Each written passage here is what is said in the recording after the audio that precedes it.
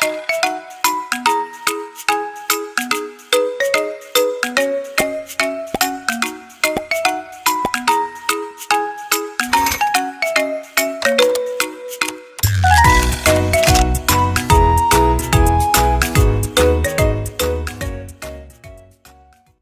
there you all, welcome back to the channel. This is Neha and in today's video we are going to discuss about the poem, a very famous poem, Ode to Tranquility by Samuel Taylor Coleridge. Before beginning with the poem, let us discuss something about Samuel Taylor Coleridge. So Coleridge was an English poet. He wrote lyrical ballads with his dearest friend William Wordsworth. They had a collaborative work in 1798 which is known as Lyrical Ballads, and he was also a literary critic, philosopher and a theologian. He wrote many works like Rime of Ancient Mariner, Kubla Khan, Biographia Literaria, Dejection and Ode, Frost at Midnight, Ode to Tranquility, The Nightingale and many more. So let's get started with the poem. So let me give you some introduction of this poem. In this poem जो mental state है poet के जो mind में चल रहा है, the perennial thought which is he is having when he is writing this poem, that is described, and he wants to have peace or serenity in his life, and he in all this poem, in all the stanzas, he only addresses peace. Okay, in the starting, in the beginning, ये जो poem थी it was published in morning post and इसका नाम था उस time पे symbol in leaves. So starting में इसका नाम सिम्बल इन लीव्स था and at that time this poem was having 6 stanzas. लेकिन बाद में जो पोइट है उसने उसका नाम चेंज करके पोएम का रख दिया ode to tranquillity and it was published in 1801 and तब इसके अंदर 4 स्टैंजाज बच गए. तो स्टैंजाज 6 से 4 हो गए एंड इसका नाम सिम्बल इन लीव्स से हटके ओड टू ट्रैंक्विलिटी कर दिया. So let's get started with the line-by-line explanation of the poem Ode to Tranquility by Samuel Taylor Coleridge, which was published in the year 1801. Tranquility, though better name than all the family of fame. So here the poet describes कि tranquility और peace और serenity तुम्हारा जो नाम है that is much more better than the family of fame. That is, poet को कोई familiarity नहीं चाहिए, पॉपुलैरिटी नहीं चाहिए, उनको सिर्फ क्या चाहिए, पीस चाहिए, सेरेनिटी चाहिए, ट्रैंक्विलिटी चाहिए. Thou never will leave my riper age to low intrigue or factious raise. तो यहाँ पे जो पोइट है सैमुअल टेलर कॉलरिज वो बोलते हैं कि जो ट्रैंक्विलिटी है that will never leave my riper age और ओल्ड एज. ओके, दैट जो ट्रैंक्विलिटी या जो पीस है जब मैं ओल्ड एज में आ जाऊंगा तब भी वो उसका हैंड नहीं छोड़ेगी, तब भी वो पीस उनके साथ रहेगी. To low intrigue or factious rage, that poet would like to be away from treachery, anger etcetera in his old age और in his whole life.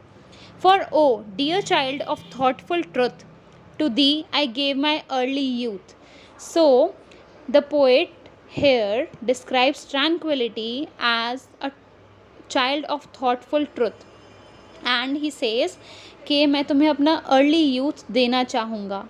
And left the bark and blessed the steadfast shore, yet the tempest rose and scared me with its roar. So here the poet describes sea as earth and tempest as war. So जो poet है वो कहते हैं कि जो bark है that means मैंने जो अपना शोर था, जो किनारा था अपनी यूथ का, वो छोड़ दिया है. अब मैं धीरे धीरे ओल्ड एज की साइड बढ़ गया हूँ एंड वहाँ पे भी सी स्टॉर्म्स हैं and that is carrying me with its roar. So peace, please मुझे आके सहारा दो, सपोर्ट दो, I need you. Moving on to the next para. Who late and lingering seeks thy shrine, on him but seldom power divine. So here the poet tells about the people who take a long time to take peace shrine. यहाँ पे जो poet है वो बताते हैं कि बहुत सारे लोग जो ऐसे होते हैं जिनको पहले पीस की इम्पोर्टेंस पता नहीं होती, बाद में उन्हें पता चलता है कि पीस कितना इम्पोर्टेंट होता है लाइफ के लिए. एंड फिर यहाँ पे वो बोलते हैं कि जो पीस है उनकी इतनी डिवाइन श्राइन है कि वो इंसान कितना भी लेट आ जाए फिर भी वो उसको सपोर्ट करता है, वो उसको सहारा देता है। Satiety and sloth both counterfeits of thee. ये जो सटाइटी है, सटाइटी मीन्स सेटिस्फैक्शन और स्लोथ मीन्स लेजीनेस, तो ये दोनों के दोनों पीस के, ट्रैंक्विलिटी के, सेरेनिटी के पुअर काउंटरफीट्स हैं, पुअर इमिटेशंस हैं, पुअर रेप्लिकाज हैं, और we can say poor examples हैं। Idle hope and dire remembrance interlope to vex the feverish slumbers of the mind, the bubble floats before, the spectre stalks behind. So यहाँ पे जो poet है वो बोलते हैं कि जो वर्ल्ड है वो बहुत ज़्यादा टायर्ड है मॉकरी कर करके, और लोग इतने आइडल होप के साथ आगे बढ़ते हैं, लोगों के अंदर इतनी टेरेबल मेमोरीज़ हैं, जैसे कि फॉर एग्जांपल वो अपने ही बारे में बताते हैं। वो बोलते हैं कि अगर मैं कुछ भी काम करने बैठूं, मेरे माइंड में वो हमेशा मेमोरीज़ रहती हैं ब्लड शेड की, जो फ्रेंच रिवॉल्यूशन हुआ था उसकी, जिसका मैंने एक टाइम पे सपोर्ट किया था। At one time I was supporting earlier, and उसकी बहुत ज़्यादा memories, terrible memories he has in his mind, जिसकी वजह से वो बहुत ज़्यादा एंग्री हो जाता है, एनॉय हो जाता है।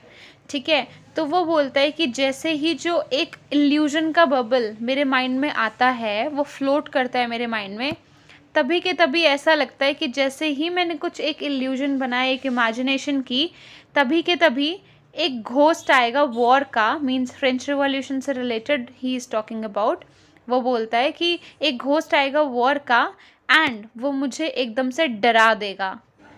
But me thy gentle hand will lead at morning through the accustomed mead.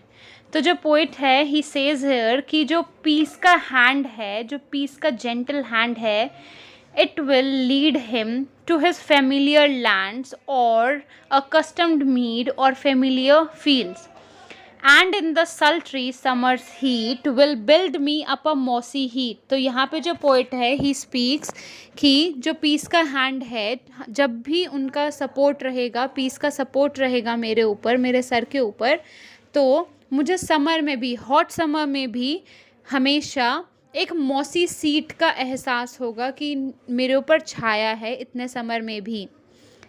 And when the just of autumn crowds and breaks the busy moonlit clouds, though best the thought canst raise the heart attune, light as the busy clouds, calm as the gliding moon.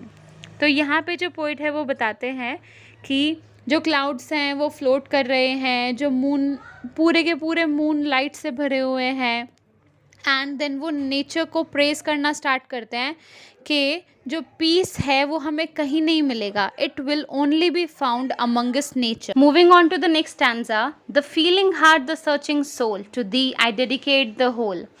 Here the poet describes that I want to dedicate my heart and soul to you. To who? To peace. And while within myself I trace the greatness of some future race. Here the poet says कि जो poet है he finds from inner himself that there is some kind of trace of his greatness into him. Okay, so यहाँ पे जो poet है he says के there is some kind of greatness, there is some kind of trace of greatness in him when he find something in himself. Aloof with hermit eye I scan the present works of present man. And here the poet says, in these two lines the poet says that from hermit's eyes, अगर जो poet है वो hermit की आई से, जो साधु संत होते हैं उनकी आइज़ के हिसाब से स्कैन करने की कोशिश करे जो भी प्रेजेंट वर्क्स हैं प्रेजेंट मैन के, उनको A wild and dream-like trade of blood and guile, too foolish for a tear, too wicked for a smile.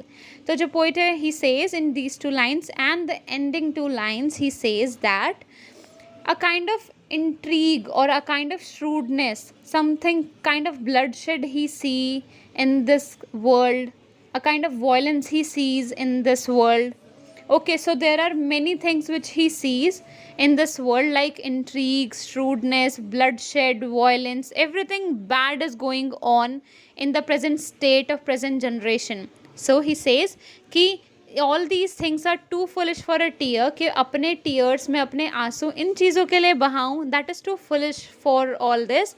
And एक स्माइल भी क्यों दूं? That is too wicked for a smile too. So I hope you like this video, and if you do like this video, don't forget to subscribe the channel. Bye bye.